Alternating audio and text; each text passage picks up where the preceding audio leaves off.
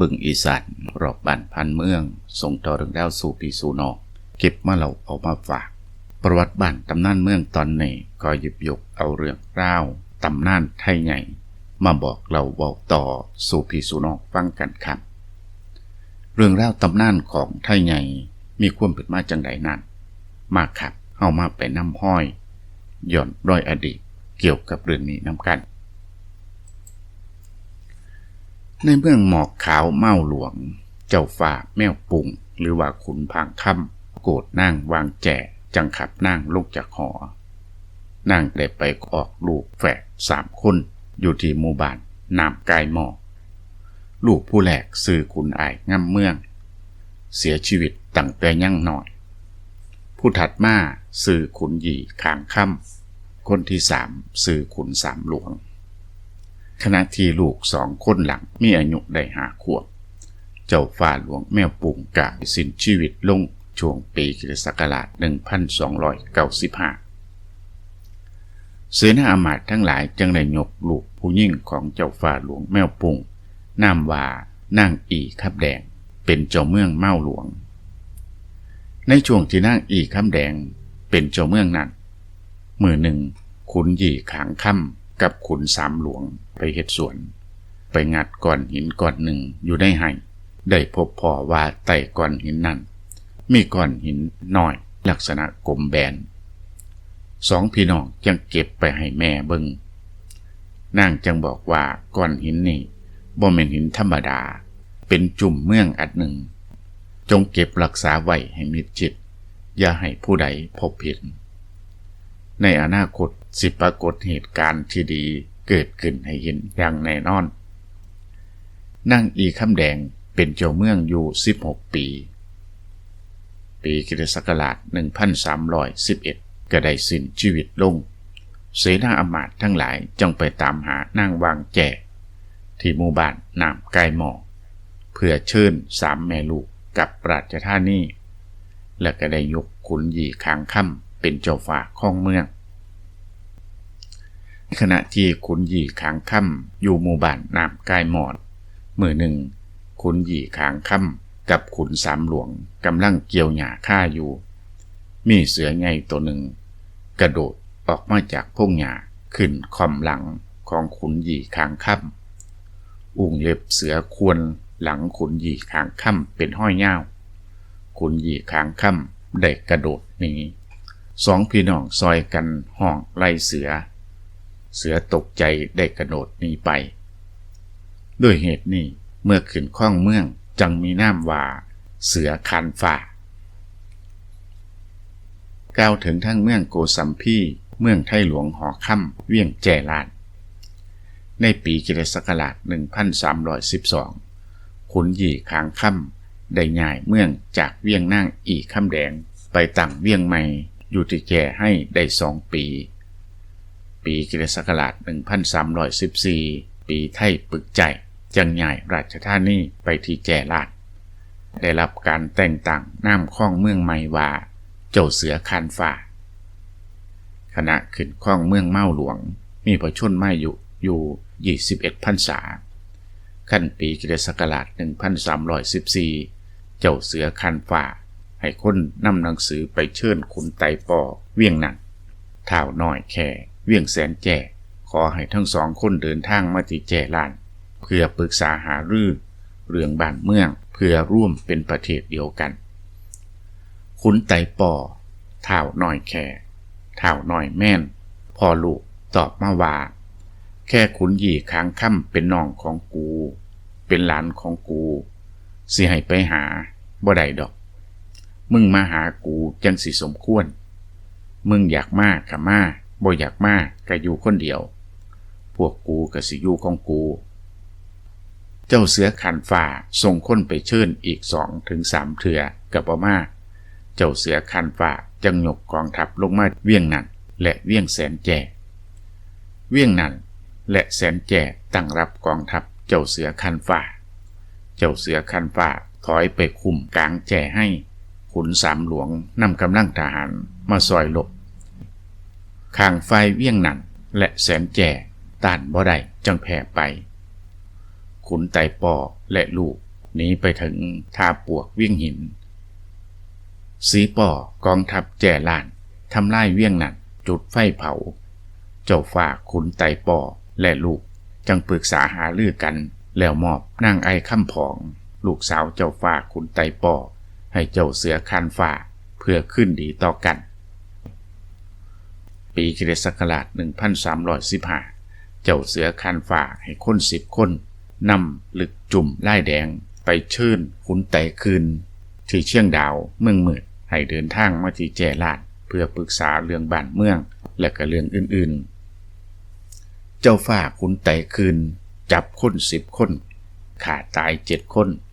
แล้วเขียนหนังสือตอบมาว่าแค่ขุนหยี่ค้างค่ำไปทำลายเขาป่นเขาอยากเป็นใหญ่เป็นเจ้าของผู้คนทั้งหลาย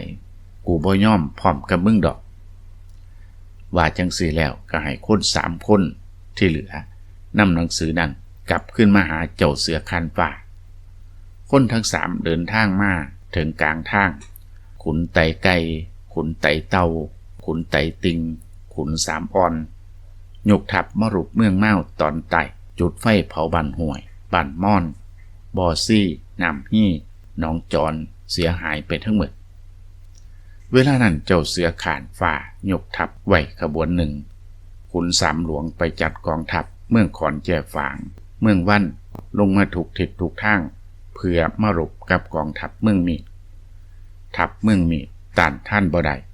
ด้แพ้ถอยไปตั้งรับอยู่ที่เชียงดาวกองทัพข้างฝ่ายเจ้าเสือคานฟ้าไล่ตามทัพเหนือเมืองมี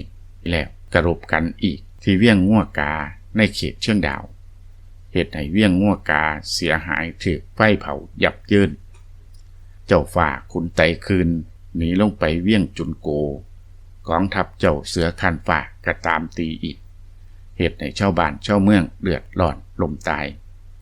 จากนั้นเสนาอำมาตย์จึงไปเสนอขุนไต่คืนว่า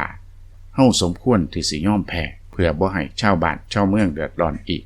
ขุนไต่คืนกะบ่ถือเป็นคำหรือว่าบ่ฟังกับได้เว้าได้กล่าวว่า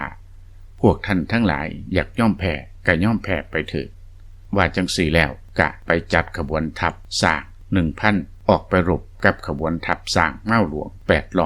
800ทัพสร้างเมืองมีต้านท่านบ่ได้หนีเข้าป่าไปศึกเมาหลวงจับขุนไต่คืนได้นำไปมอบให้เจ้าเสือคานฟ้าเสนาอำมาตย์เมืองมีจังจัดเครื่องราชบรรณาการไปเคารพเจ้าเสือคานฟ้าเจ้าเสือคานฟ้านำขุนไต่คืนไปมอบให้เสนาอำมาตย์เมืองมีแล้วได้เว้าได้กล่าวว่าชาวบ้านชาวเมืองเสียหายเพราะขุนไต่คืนมามาก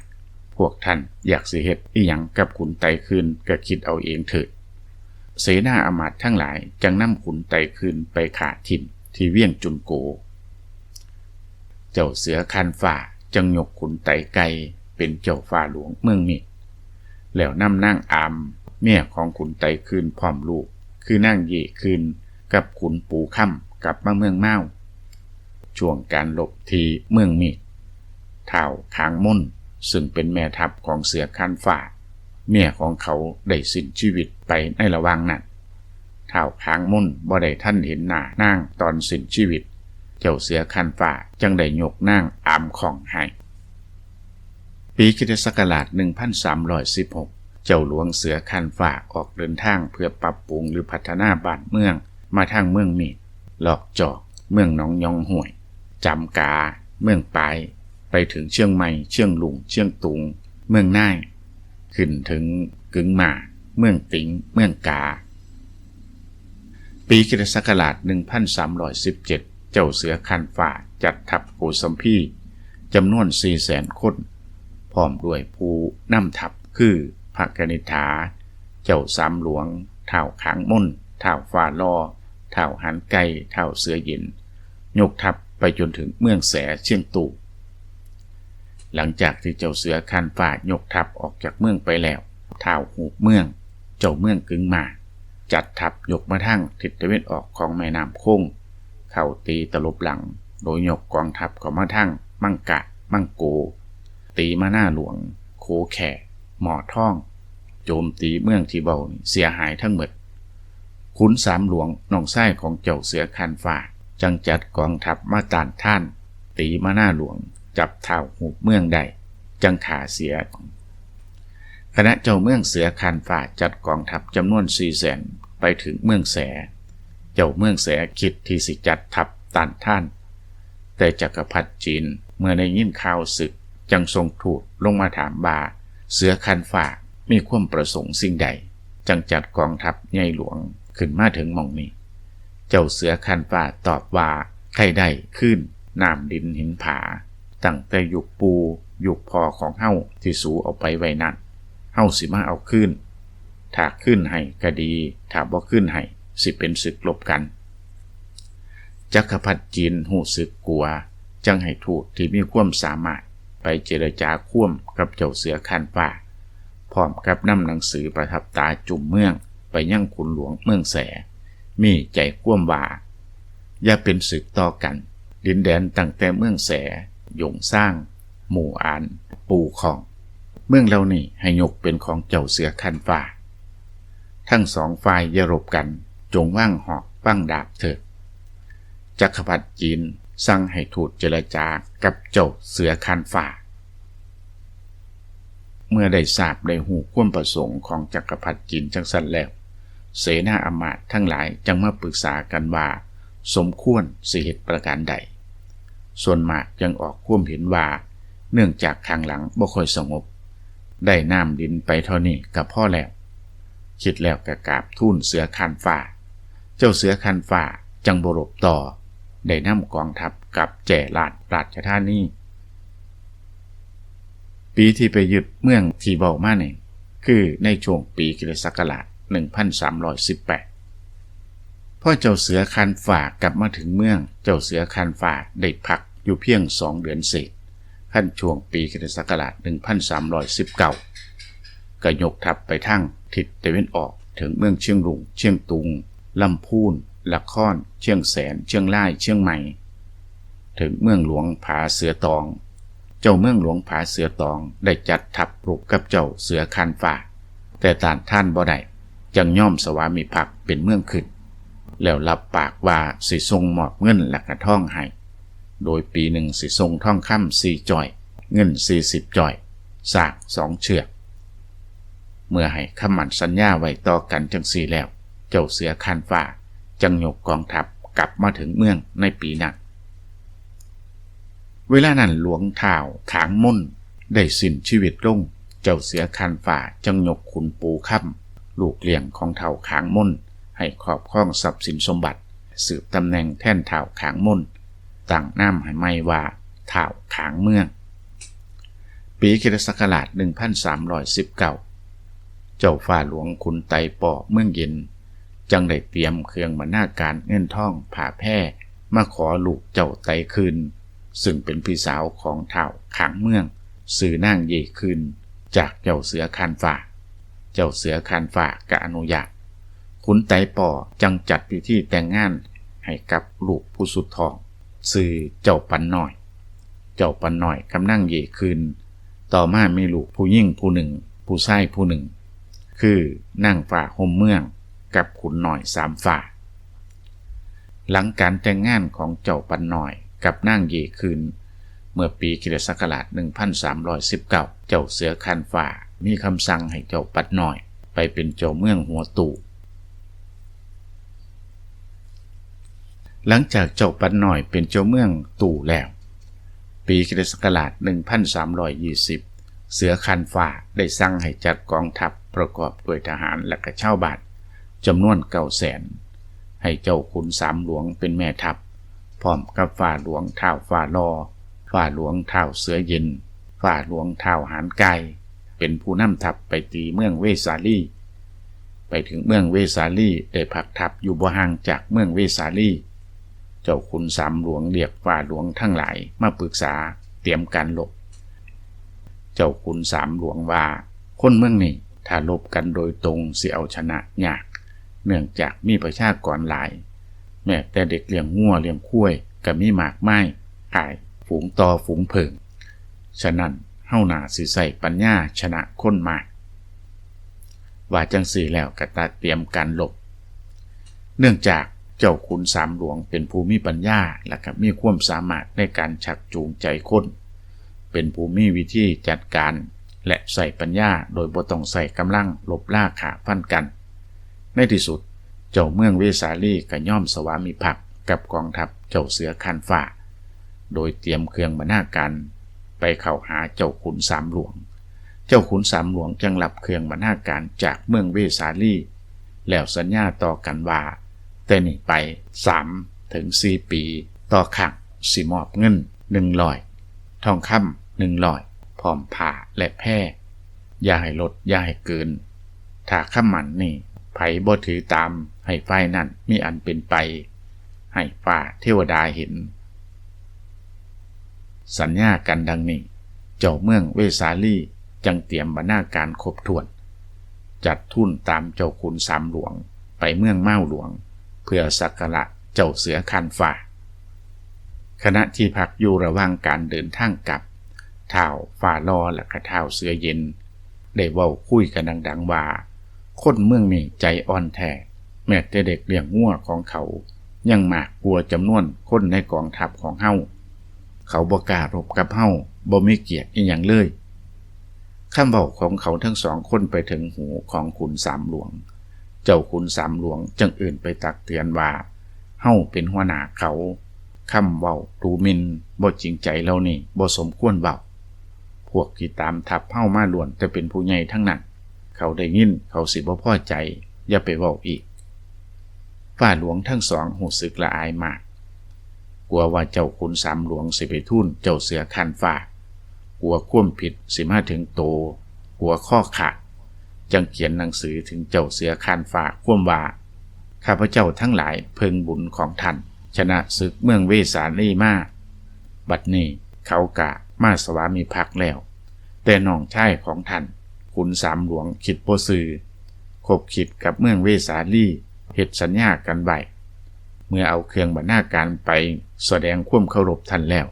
พวกเขาสิจับท่านขังสิยกเจ้าขุนสามหลวงเป็นเจ้าเมืองเขาใส่ทูตเมืองเวสาลีนำเครื่องบรรณาการมามีทองคำ100เงิน100ผ้าแพร่เดินทางมาพร้อมกับเจ้าขุนสามหลวงใกล้สิถึงเมืองกองแล้วข้าพเจ้าจึงใส่คนมาแจ้งให้เจ้าเสือคันฟ้าหูความเมื่อเจ้าเสือคันฟ้าได้เห็นหนังสือกระเสือคำเท็จในหนังสือนั้นจึงมีความสูญความโกรธเป็นอย่างมากสั่งให้จัดเข้าปลาอาหารใส่ยาพิษให้คนเล่งส่งมาให้เจ้าขุนสามหลวงที่เมืองกองเจ้าขุนสามหลวงหูความแล้วจึงเว้ากับทูตของเวสาลีว่าเครื่องบรรณาการของเวสาลีที่ท่านนำมานี่เอาไว้ที่เมืองกองนี่เถอะบ่ต้องนำไปถวายเจ้าเสือคันฟ้าจากหม้องนี้กลับไปเถอะทูตจังได้กลับไปเจ้าขุนสามหลวงฝ่าหลวงทั้งหลายมากล่าวว่าการบริหารงานของเฮาสำเร็จแล้วส่วนเครื่องบรรณาการนั้นจงนำไปถวายเจ้าเสือคันฟ้าเถิดเพื่อให้สมความประสงค์ของพวกท่านข้าสิข้างอยู่ที่เมืองกองนี้แล้วเว้าเสร็จกะกินข้าวปลาอาหารที่ใส่ยาพิษมาจนถึงแก่ความตายปีค.ศ. 1320ช่วงที่เจ้าขุนสามหลวงพร้อมกับท้าวเสือเย็นท้าวฝ่าลอท้าวหานกายเป็นแม่ทัพนำกำลังทัพไปเวสาลีนั้นเวลานั้นวังเจ้าเสือคันฟ้ามีเหตุการณ์อย่างหนึ่งเกิดขึ้นคือเจ้าเสือคันฟ้าได้โกรธนางการคำโสซึ่งเป็นลูกสาวของเจ้าเมืองแหลมขณะนั้นนางการคำใสกำลังตั้งครรภ์อยู่นางจิตใจบ่สบายรู้สึกหยาดรู้สึกกลัวจึงหนีออกจากเมืองพร้อมกับคนใส่ 2-3 คนเป็นเพื่อนเดินทางออกจากวังขึ้นไปทางเมืองจีนไปถึงที่ลาบลุ่มเมืองแสได้แอบซ่อนโตอยู่นั่งออกลูกชายสื่อขุนปูค่ำเติบใหญ่แล้วก็ได้แต่งงานกับสาวจีนผู้หนึ่งมีลูกชายสื่อขุนปูกอปีค.ศ. 1361พระเจ้านรสูแห่งปังยะได้จัดเครื่องบรรณาการให้ทูตนำมาถวายเจ้าเสือคันฟ้าพร้อมกับหนังสือความว่าบัดนี้ในเมือง สิกายมีข้าวเปลือกเต็มเมืองเต็มยุงเต็มฉางไปหมดอยากสิให้มานำข้าวสารของมันไปส่วนเปลือกของมันนั้นทิ่มไว้ให้ข้าพเจ้าการที่พระเจ้านรสูเฮ็ดจังสี่เนื่องจากตนบ่แม่นเชื้อพระวงศ์แต่บุญดีจังได้ครองเมืองแม้ได้เป็นขุนแต่ก็ยังหวาดระแวงพวกได้เป็นเชื้อพระวงศ์องค์อื่นๆอยู่จังหวังพึงร่มโพของเจ้าเสือคานฟ้าคุ้มครองจังเจริญไม่ตรีมากหลังจากได้หูใจคว่ำในหนังสือแล้วเจ้าเสือคานฟ้าจังได้จัดให้พระโอรสทั้งสองพร้อมกับท้าวฟ้าลอท้าวเสือเย็นท้าวหานไกได้จัดกองทัพไปรบกับเมืองตะกองเหตุให้เมืองตะกองเสียหายยับเยินคณะกองทัพเมืองเมาไปรบเมืองตะกองนั้นราชวงศ์เมืองตะกองนามว่าสโตมินพยาไปเป็นลูกเขยของเจ้าเมืองจักายนามว่าเจ้าโยนขั้นได้หูข่าวกองทัพเมืองเมาไปรบเมืองตะกองยังใหญ่หลวงกระตกใจจึงฝ่าวหนีออกจากเมืองไปก่อนคนอื่นๆหลังจากรบเมืองตะกองเสร็จกองทัพเมืองเมาจึงรุกคืบต่อไปถึงเมืองจักายพระเจ้าเมืองจักายนามว่าสีหสูก็หนีออกจากเมืองหลังจากยึดได้เมืองตะกองกับจักายแล้วกองทัพเจ้าเสือคานฟ้าได้ข้ามแม่น้ำเกียวไปทางทิศใต้ไปเข้ารบกับเมืองปังยะและก็ได้จับตัวเจ้านรสูแล้วนำไปเมืองเมาจังเหตุให้เจ้านรสูมีนามใหม่ว่าเจ้านรสูติดเมาฉะนั้นตั้งแต่ปีค.ศ. 1362เป็นต้นมาเมืองพม่าทั้งหมดได้ตกเป็นเมืองขึ้นของเจ้าหลวงเสือคานฟ้าแห่งเมืองเมาปีค.ศ. 1362จักรพรรดิจีนได้นำทัพใหญ่มายึดหยงสร้างหมู่อานปู่ของลงมาถึงเมืองเมามาตั้งทัพอยู่ที่ริมหมู่บ้านปางปงหัวของเจ้าเสือคานฟ้าจัดทัพไปรบอยู่โดนเป็นเดือนกองทัพจีนต้านทานบ่ได้จีนและไทยเสียหายมากทั้งสองข้างในที่สุดจีนก็ยกทัพกลับจักรพรรดิจีนได้ไต่ตองว่าถ้าสิรบกับเจ้าหลวงเสือคานฟ้าต่อไปสิเฮ็ดให้ประชาชนเดือดร้อนยากเข็ญใจได้คิดสิเอาชนะโดยปัญญาจึงได้จัดหมอโหรจีนผู้หนึ่งเพื่อสิเฮ็ดคุณไสกับเจ้าเสือคานฟ้าหมอจีนเดินทางมาที่ธงปางหมากอู่ริมบ่อเหล็กหัวของฝังคุณไสไว้อยู่หม่องหันเพื่อสิทำลายอิทธิพลของเมืองเมาหลวงให้ตกต่ำน้ำดินตรงนั้นถ้าไปอยู่ความเก่งกาจสามารถของผู้นั้นสิเสื่อมสลายลงหลังจากเฮ็ดพิธีคุณไสแล้วหมอโหร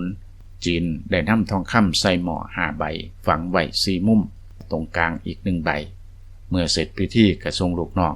เดินทางกลับไปเมืองจีนโตหมอได้เดินทางไปอยู่ที่เมืองแจลาน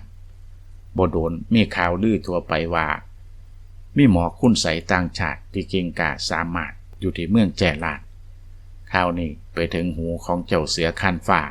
จังให้คนไปเอื่นหมอมาถามเกี่ยวกับบ้านเมืองแล้วก็ตนเองว่าอนาคตสิเป็นจังได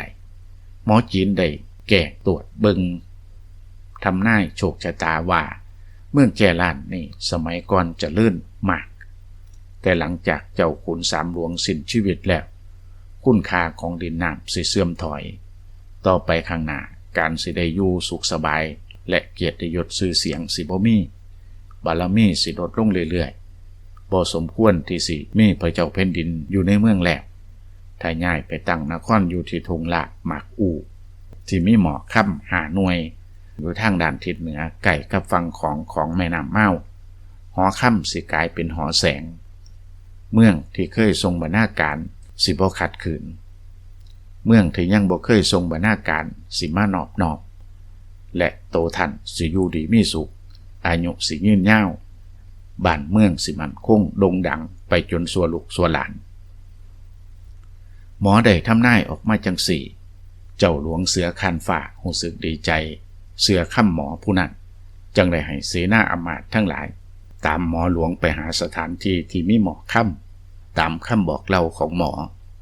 มอจีนกะแกล้งทำเป็นตรวจเบิงตามตำราและก็นำไปจนถึงที่ตนเองได้ฟังหมอค่ำนั้นไว้ แล้วให้คนไปขุดหมอค่ำได้มาทั้ง5 ลูก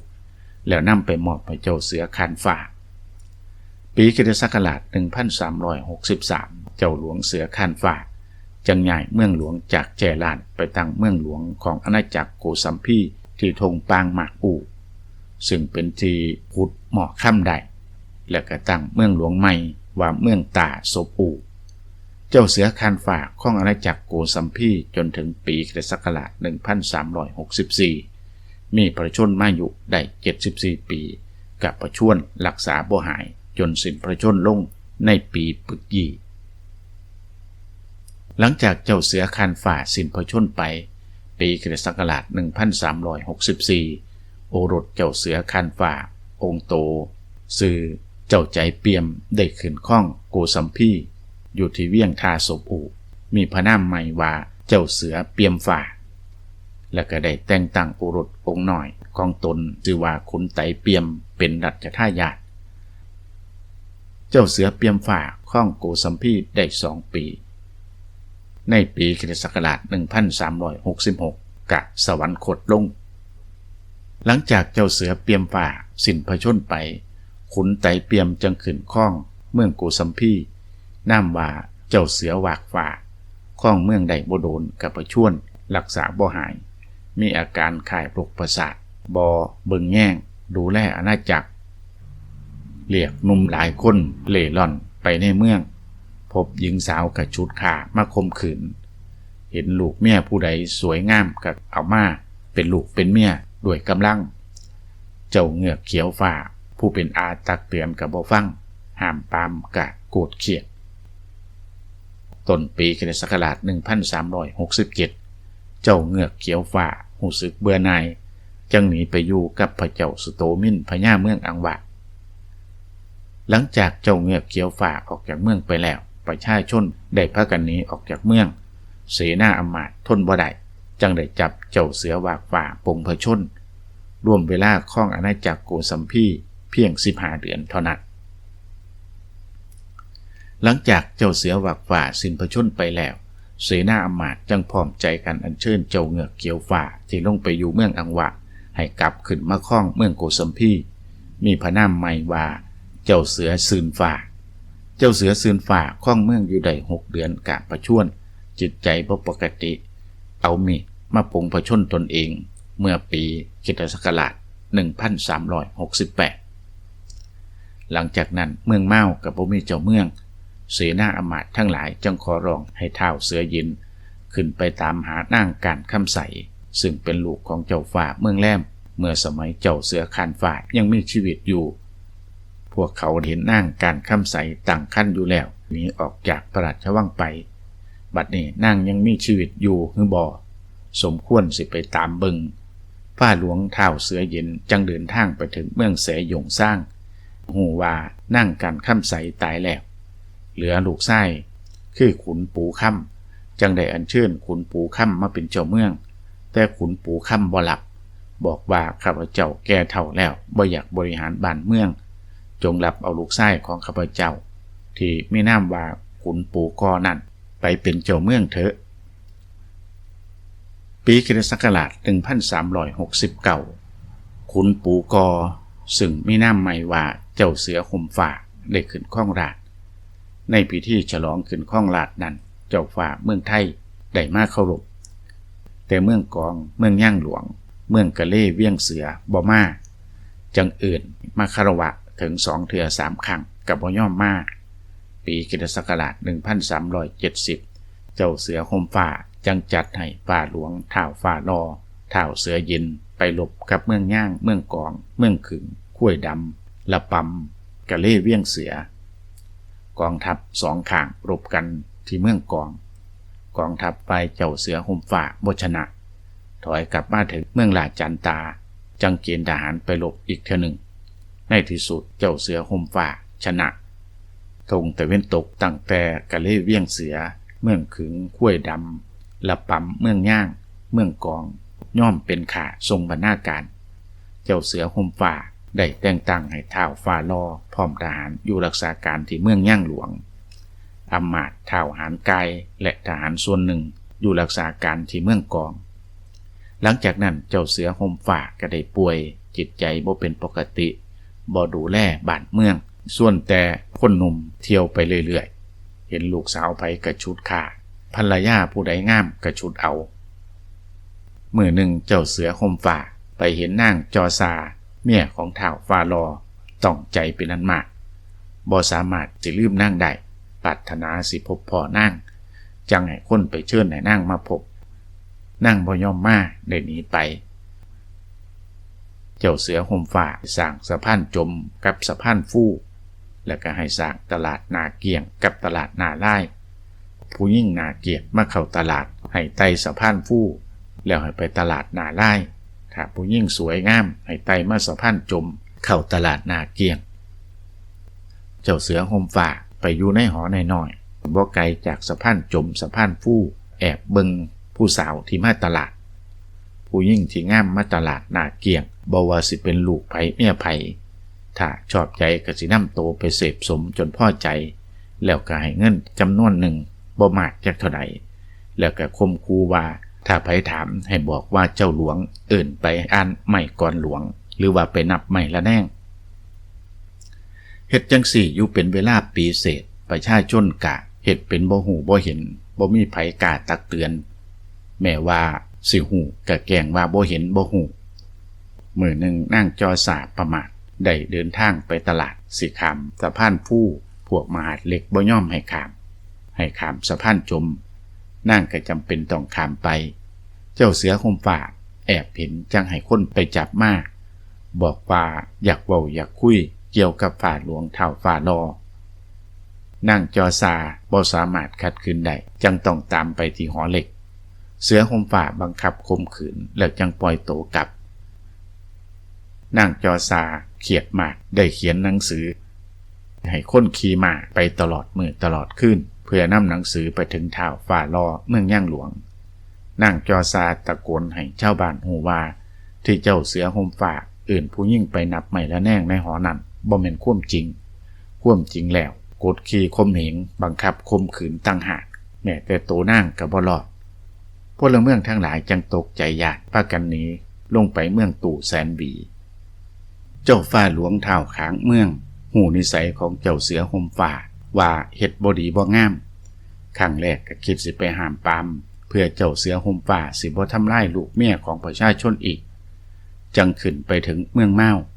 เวลาเดียวกันนั้นท้าวฟ้าลอได้จัดทัพขึ้นมาถึงเมืองเมาเสือห่มฟ้าได้ยินข่าวคิดว่าเจ้าฟ้าหลวงท้าวขางเมืองขึ้นมาลบจังจัดเอาขบวนสร้างพร้อมเสนาอมาตย์ที่เข้าข้างกับพลเมืองครึ่งหนึ่งไปถึงเมืองแสส่วนท้าวฟ้าลอจังรวบเอาลูกเมียเครื่องใส่ของตนในเมืองเมากลับไปเมืองย่างหลวงหลังจากเจ้าเสือห่มฟ้าได้หนีไปเสนาทั้งหลายที่เหลืออยู่พร้อมกับพลเมืองทั้งหลายจังไปเชิญเจ้าฟ้าหลวงท้าวขางเมืองให้เป็นเจ้าเมืองนามว่าเจ้าเสือเหยียบฟ้าเจ้าเสือเหยียบฟ้าขึ้นครองเมืองปีค.ศ. 1371เจ้าเสือเหยียบฟ้าให้โอรสนามเจ้าคำแตดฟ้าเป็นเจ้าเมืองตู่แสนหวีมีนามการครองราชว่าเจ้าคำแตดฟ้าเจ้าเสือเหยียบฟ้าย้ายหอจากเวียงตาศพอูไปตั้งเวียงใหม่เอิ้นเวียงปูกำซึ่งก่อนหน้านั้นเคยเป็นสถานที่พักของพระเจ้าอนุราธาของปูกามเมื่อครั้งเดินทางมาอัญเชิญพระบรมสารีริกธาตุปีค.ศ. 1371เจ้าเสือห่มฟ้าหนีไปถึงเมืองจีนไปถึงเมืองแสเชียงตู่จังจัดเครื่องบรรณาการไปถวายเจ้าเมืองแสเชียงตู่พร้อมกับบอกว่าเจ้าฟ้าขางเมืองตู่แสนหวีจัดทัพมาแย่งบ้านเมืองกวดเอาทรัพย์สินสิ่งของไปหมดจังมาพึงผ้าอาศัยเจ้าเมืองแสเชียงตู่จังว่าเจ้าเสือห่มฟ้าเอ้ยคำที่ได้ยินจากพ่อข้าบอกกล่าวนั้นบ่เหมือนกับคำที่เจ้าเว้าเจ้าประพฤติบ่ดีทำลายลูกเมียชาวบ้านทนบ่ได้จังไรอย่ามากล่าวเท็จบอกกับข้ามาโดยตรงให้ข้าได้พิจารณาไตร่ตรองเจ้าเสือห่มฟ้าจังบอกไปโดยตรงเจ้าเมืองแสเชียงตู่จังว่าให้เตรียมสร้าง4เชือกทองคำ4จ้อยเงิน40จ้อยเพื่อนำไปถวายพระเจ้าจักรพรรดิ พร้อมกับกล่าวว่าถ้าเพิ่นถามมาจงตอบทูลว่าข้าพเจ้าเสือห่มฟ้าบ่หลงลืมบุญคุณของท่านคิดถึงอยู่ตลอดจังจัดสร้าง4เชือกทองคำ4จ้อยเงิน40จ้อยขึ้นมาคารวะท่านเมื่อท่านคารวะจักรพรรดิแล้วอย่าไปใส่หลังจากนั้นข้าพเจ้าสิจัดการให้ท่านได้อยู่ดีมีสุขเจ้าหลวงเสือห่มฟ้าก็เฮ็ดตามดังที่คุณเมืองแสเชียงตู่แนะนำทุกประการต่อจากนั้นบ่โดนเจ้าเมืองแสเชียงตู่ได้มีหนังสือทูลจักรพรรดิว่าเจ้าเสือห่มฟ้าเมืองเมาระลึกถึงบุญคุณจักรพรรดิจังเตรียมดอกไม้เงินทองพร้อมสร้างมาคารวะท่านต่อมาท้าวค้างเมืองตู่แสนหวีได้นำทหารมาแย่งที่อยู่ที่กินเจ้าเสือห่มฟ้าเจ้าเสือห่มฟ้าต้องการสิอยู่ต่อเช่นเดิมจังมาขอเพิ่งบุญบารมีของท่านซอยพิจารณาพระเจ้าจักรพรรดิถามเจ้าเสือห่มฟ้าว่าเจ้าฟ้าหลวงท้าวค้างเมืองตู่แสนหวีข้าหูอยู่ท่านคือเสือห่มฟ้าเป็นตระกูลเม้าหลวงเฮาหูจักหลักฐานตั้งแต่สมัยปู่สมัยพ่อมีอีหยังเจ้าเสือห่มฟ้านำจุ่มหินซึ่งเป็นจุ่มหินที่เจ้าเสือคานฟ้าได้จากใต้ก้อนหินใหญ่อยู่ที่หัวไหซึ่งเป็นจุ่มมาตรฐานให้จักรพรรดิจีนเบิงจักรพรรดิจังว่าดีแล้วแต่จุ่มอันนี้บ่มีความหมายบ่มีที่ใส่เอาเก็บไว้ที่เฮาท่านเอาจุ่มค่ำไปใส่ว่าจังสั่นแล้วก็เปลี่ยนเอาจุ่มหินไว้แล้วให้จุ่มค่ำไปแทนพระเจ้าจักรพรรดิจีนจึงจัดให้หัวศึกหลวงว่างทรงปิ่นนำทหารไปทรงเจ้าเสือห่มฟ้าถึงเมืองแสเชียงตู่เจ้าหลวงเชียงตู่นำทหารจีนและทหารไทยรวบรวมตามลงไปทรงถึงเมืองเมาเจ้าเสือเหยียบฟ้าจัดกำลังทัพไว้จำนวนมากคิดตั้งรับเวลานั้นหัวศึกหลวงว่างทรงบินให้ทูตไปแจ้งว่าที่ยกกำลังมาบ่แม่นสิมาทำศึกแต่จักรพรรดิให้มาปรับปรุงบ้านเมืองมาไกลเกลี่ยให้ทั้งสองพี่น้องขึ้นดีกันให้วางอาวุธต่างๆเจรจากันแม่ทัพว่างทรงปินกับเจ้าเสือเหยียบฟ้าจังเจรจากันว่างทรงปินทูลเจ้าเสือเหยียบฟ้าว่าเจ้าเสือห่มฟ้าจัดเครื่องบรรณาการไปคารวะจักรพรรดิทูลว่าเจ้าฟ้าหลวงท้าวค้างเมืองจัดทัพมาแย่งที่อยู่ที่กินพระเจ้าจักรพรรดิจีนเข้าข้างจังสิจัดศึกทุกด้านเมืองไทยแต่ข้าพเจ้าคิดสิซอยท่านแต่ท่านต้องเตรียมสร้าง8เชือกทองคำ8จ้อยเงิน80จ้อยข้าสินำท่านไปทูลจักรพรรดิเรื่องจังสิสงบท่านจังสิได้อยู่ดีมีสุขว่าจังสิแล้วเจ้าเสือเหยียบฟ้าหวังเพื่อความสงบสุขในอนาคตจังได้จัดเตรียมบรรณาการนำไปให้หัวศึกหลวงว่างทรงปินว่างทรงปินเชิญเจ้าเสือเหยียบฟ้าไปนั่งหารือกันเจ้าเสือห่มฟ้าย่างออกไปจากหลืบผ้ากดไล่เจ้าเสือเหยียบฟ้าว่าเจ้าฟ้าหลวงท้าวค้างเมืองเอ๋ยเฮาพี่น้องบ่ได้ทะเลาะกันเป็นหยังท่านจังมาแย่งเมืองของข้าเก้าอี้ที่เสือเหยียบฟ้านั่งเป็นเก้าอี้อยู่เมื่อถือกดบาเฮ็ดให้เจ้าเสือเหยียบฟ้าล้ม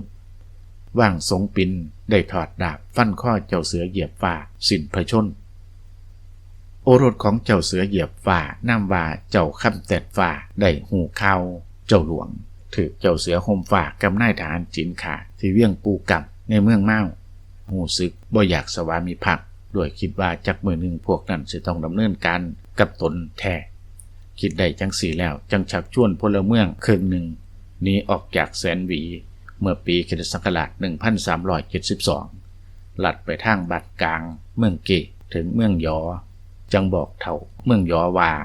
ขณะนี้ถ้าข้าพเจ้าบ่เดินทางออกจากบ้านเมืองกะบ่สะดวกแต่ลูกชายของข้าพเจ้าคุณอ้ายซึ่งเป็นลูกนางบ้านหมากนั่นขอฝากไว้ให้ท่านดูแลโตท่านกับเถ่าเมืองขอให้สมานสามัคคีกันปรึกษาหารือกันไปก่อน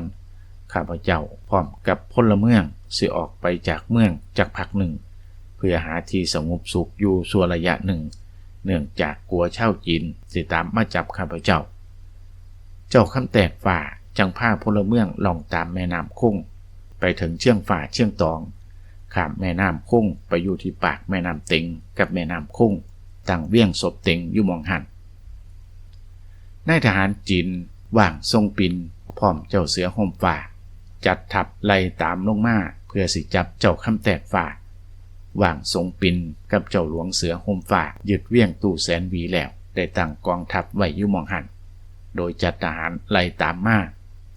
เจ้าคำแตดฝ่าจัดทัพตอนใต้ตอนกลางรับทัพว่างทรงปินรบกันที่เชิงตองทหารจีนสู่บ่ได้ล่มตายเป็นอันมากพ่ายแพ้กับเมืองตู่แสนหวีเจ้าคำแตดฝ่าจัดทัพไล่ตามไปกองทัพสองข้างรบกันต่างฝ่ายต่างบ่ชนะเจ้าคำแตดฝ่าได้ข่าวว่าว่างทรงปินให้คนทำหนังสือเข้าเฝ้าจักรพรรดิขอทหารมาเพิ่ม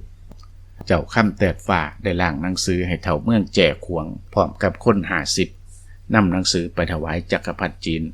ข้อความในหนังสือนั้นมีว่าข้าพเจ้าคำแตดฝ่าลูกชายของเฒ่าขางเมืองตู่ขอถวายบังคมพระเจ้าจักรพรรดิเนื่องจากเสือห่มฝ่าประพฤติบ่ดีบ่ชอบทำลายลูกเมียเขาพลเมืองมารับพ่อของข้าขึ้นไปเพื่อให้ไปตักเตือนแต่เจ้าเสือห่มฝ่าบ่ยอมออกมาพบหนีออกจากเมืองไปพลเมืองจึงอัญเชิญพ่อของข้าให้ไปเป็นเจ้าเมืองเมาหลวงจักรพรรดิจัดให้ว่างทรงปินตามมาทรงเสือห่มฝ่าให้มาปรับปรุงบ้านเมืองแต่ว่างทรงปินขอสร้าง8เชือกทองคำ8จ้อยเงิน80จ้อยจากพ่อของข้าแล้วว่าสินำพ่อของข้าขึ้นไปคารวะจักรพรรดิพ่อของข้าก็เตรียมบรรณาการเหมือนดังที่ว่านั้นแล้วก็นำไปให้ว่างทรงปินแต่ว่างทรงปินทรยศจับพ่อของข้าปงพชนด้วยเดี๋ยวนี้เสือห่มฝ่ากับว่างทรงปินจัดทัพลงมาทำลายบ้านเมืองของข้าจึงขอพึงจักรพรรดิขอจงกรุณาคุ้มครองโดยเถิดบ้านหลังนี้จักรพรรดิกระถามประวัติความเป็นมาไปก่อนนี้ว่าที่กันชายแดนเมืองตู่กับเมืองเมาอยู่หม่องใดเป็นจังใดเฒ่าเมืองแจ่ขวงทูลว่าน้ำเมาพากลางเมืองจักรพรรดิจังเขียนหนังสือพร้อมมอบจุ่มแดงให้เจ้าเมืองแจ่ขวงนำลงไปถึงเจ้าข้องเมืองแสเชียงตู่เจ้าเมืองแสนำเฒ่าเมืองแจ่ขวงลงมาถึงเมืองตู่แล้วมาบอกให้ทั้งสองข้างวางอาวุธพร้อมกับให้เบิ่งหนังสือและกระจุ่มแดงของจักรพรรดิ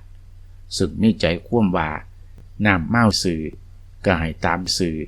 น้ำเมาขดก็ให้ตามขดข้างทิศใต้น้ำเมาให้เป็นที่อยู่ที่กินของคำแตดฝ่าข้างเหนือน้ำเมาให้เป็นที่อยู่กินของเสือห่มฝ่าแต่นี่ไปอย่าทำศึกรบกันให้ปองดองกันส่วนว่างทรงปินให้น้ำทับกับเจ้าหลวงเสือห่มฝ่าได้กลับขึ้นเป็นเจ้าเมืองอยู่ในเวียงปูกับโดยข้องราชครั้งที่2มีโอรส2องค์คือเสือคีและเสือง่ำเจ้าหลวงเสือห่มฝ่าข้องเมืองเข้าก่อนอยู่ที่หอตาศพอู่2 ปีข้าวหลังอยู่ที่หอเวียงปูกับ33 ปีจนถึงปีค.ศ. 1405จังได้สิ้นพระชนม์ลงครับพี่น้องอันนี้คือเรื่องราวตำนานของไทยใหญ่ใบบุญหยิบยกมาบอกเราบอกต่อสู่พี่สู่น้องฟังนี่เป็นส่วนหนึ่งครับถือว่าเป็นตอนแรกขั้นสิเว้าสิเล่าต่อมันสิยืดยาวไปกว่านี้จังขอยกมาเล่าในตอนที่2สำหรับในตอนนี้ยุติไว้แต่เพียงเท่านี้ก่อนฝากพี่ฝากน้องซอยไลค์ซอยแชร์กดติดตามเป็นแรงอกแรงใจในการบันทึกประวัติศาสตร์ตำนานเมืองไว้ใน YouTube พ่อๆกันคลิปหน้าครับในตอนที่2สำหรับคลิปนี้ลาพี่ลาน้องโชคดีมีสุขทุกท่านครับ